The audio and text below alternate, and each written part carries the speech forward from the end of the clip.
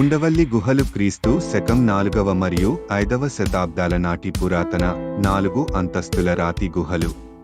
భారతీయ శిల్పకళా సంపదకు గుర్తు ఈ ఉండవల్లి గుహాలయాలు. గుహాలయం ఒక పర్వత సముదాయం. ఈ గుహలు విజయవాడ నుండి 6 కిలోమీటర్ల దూరంలో ఉన్నాయి. ఈ పురాతన రాక్కట్ గుహ దేవాలయాలు ఇసుకరాయి కొండ నుండి చెక్కబడ్డాయి. పర్వత ముందు భాగము నుండి లోపలికి వెళ్తే స్తంభాలపై చెక్కిన అందమైన దేవతా ప్రతిమలు చూపరులను ఎంతగానో ఆకట్టుకుంటాయి.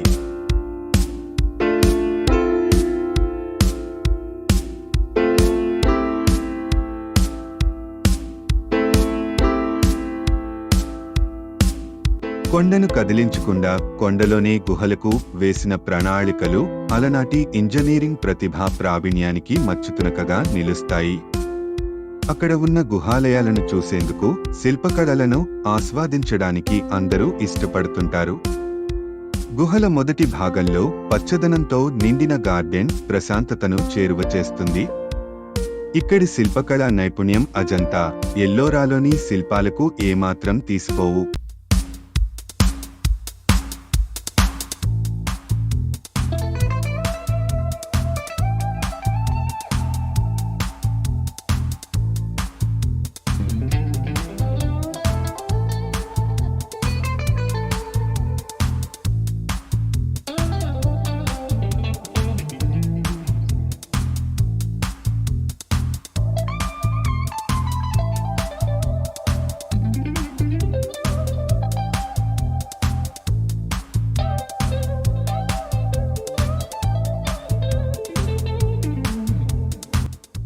మొదటి అంతస్తు బయట ఋషులు, సింహాల విగ్రహాలున్నాయి.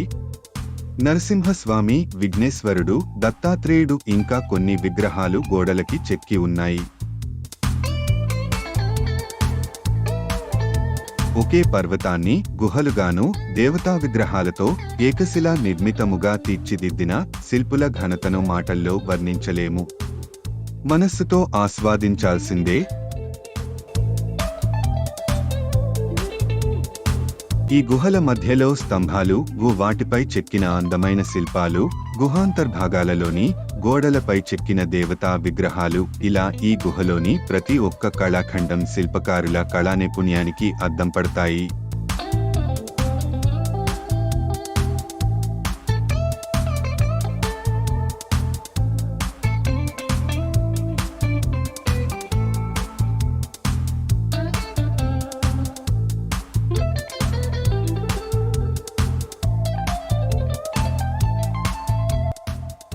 విశాలమైన గుహలు, చుట్టూ పచ్చని ప్రకృతి పర్యాటకులను కనువిందు చేస్తుంది.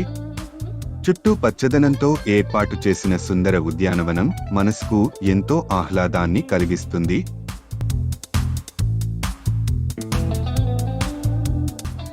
రెండవ అంతస్తులో దాదాపు 20 అడుగుల శయనించి ఉన్న ఏకశిలా అనంత పద్మనాభస్వామి, నాభిలో బ్రహ్మ, చుట్టూ దేవతా మూర్తులతో సహా చెక్కిన శిల్పం అద్భుతం. గోడలపై ఉన్న అనేక శిల్పాలు వైష్ణవ దేవతలను చూపుతాయి. శివుడు మరియు వైష్ణవ ఆళ్వార్ల చెక్కిన శిల్పాలు ఉన్నాయి. ఇక మూడో అంతస్తులో పూర్తిగా నిర్మింపబడని త్రికూటాలయం ఉంది.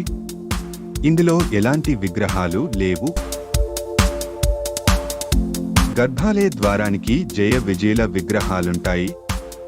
ఒక పెద్ద గ్రానైట్ రాతితో చెక్కిన 25 అడుగుల పొడవు, 5 అడుగుల ఎత్తులో ఏకశిలా అనంత పద్మనాభ స్వామి విగ్రహం పర్యాటకులను ఆకట్టుకుంటోంది. శేషపాంపుతో గుహ అంతర్భాగంలో కమలంలో కూర్చున్న బ్రహ్మ, సప్తర్షులు, ఇతర దేవతల విగ్రహాలు ఉన్నాయి. కింద అంతస్తులో తాపసులు, భిక్షువులు కూర్చునేందుకు వీలుగా స్తంభాల మండపం ఉన్నది. ఉండవల్లి గుహలు భారతదేశంలోని బౌద్ధుల ఏకశిలా రాక్కట్ వాస్తుశిల్పానికి మంచి ఉదాహరణ. 14వ శతాబ్దంలో ఇక్కడ కొండవీటి రాజులు వేసిన ఒక శాసనం ప్రకారం ఈ గుహాలయాలు 3 లేక 7వ శతాబ్దం నాటి విష్ణుకుండినుల కాలానివని 1343లో అన్నారెడ్డి కుమారుడు పంచమరెడ్డి అనంత పద్మనాభునికి అనేక కానుకలు ఇచ్చినట్లు తెలుస్తున్నది. ఈ గుహలను ఒకప్పుడు బౌద్ధ సన్యాసులు వర్షాకాలంలో తమ విశ్రాంతి స్థలంగా ఉపయోగించారు. గుహాలయాల నుండి కొండవీటి కోటకు, మంగళగిరి కొండకు, విజయవాడ కనక దుర్గా ఆలయానికి రహస్య మార్గాలున్నాయని చెబుతుంటారు. కింది అంతస్తులోని స్తంభాల మండప నిర్మాణం ఇంకా పూర్తి కాలేదు. ఈ గుహలు మొదట బౌద్ధ మతానికి సంబంధించినవిగా ఉండేవి. తర్వాత క్రమంలో ఇవి గుహాలయాలుగా ప్రసిద్ధి చెందాయి. ఈ గుహలు హైందవ, బౌద్ధ శిల్ప కళారీతుల సమ్మేళనం. ఉండవల్లి గుహాలయాలకు గుంటూరు, విజయవాడ నగరాల నుంచి రోడ్డు మార్గంలో చేరుకోవచ్చు. గుంటూరుకు 30 కిలోమీటర్లు, విజయవాడకు 6 కిలోమీటర్ల దూరంలో ఉన్నాయి. మన చరిత్రను, సంస్కృతి, కళానైపుణ్యాలను నేటి తరానికి తెలియజేసే ఈ అద్భుత కట్టడాన్ని అందరూ కుటుంబ సభ్యులతో సహా తప్పక చూస్తారని ఆశిస్తున్నాము. ఈ వీడియో మీకు నచ్చినట్టయితే సబ్స్క్రైబ్ చేయండి, లైక్ చేయండి, షేర్ చేయండి, కామెంట్ చేసేయండి. అలాగే బెల్ ఐకాన్ క్లిక్ చేయడం మాత్రం మర్చిపోకండి.